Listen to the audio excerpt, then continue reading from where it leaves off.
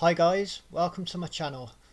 Today I'm just going to teach you how to make a screenshot on a Shotcut. You can call it a screenshot or a frame shot, and you can use this when you want to pause at a particular part of any of your video on the timeline to make thumbnails or anything, if you just want to save the picture for the future. And it's so simple, you'll see right now.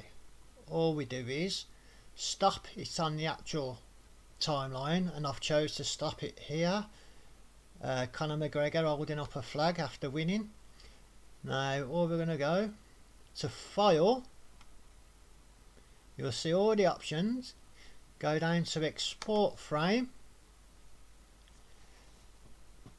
Now it's going to save as a PNG, which is just a normal photo. Name it, so I'm going to go Conor frame shot 1 frame hot but I'll keep it as that and save. That's it, simple.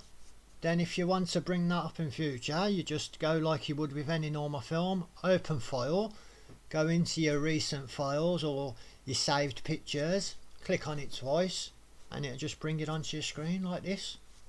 So simple, but without knowing it's hard.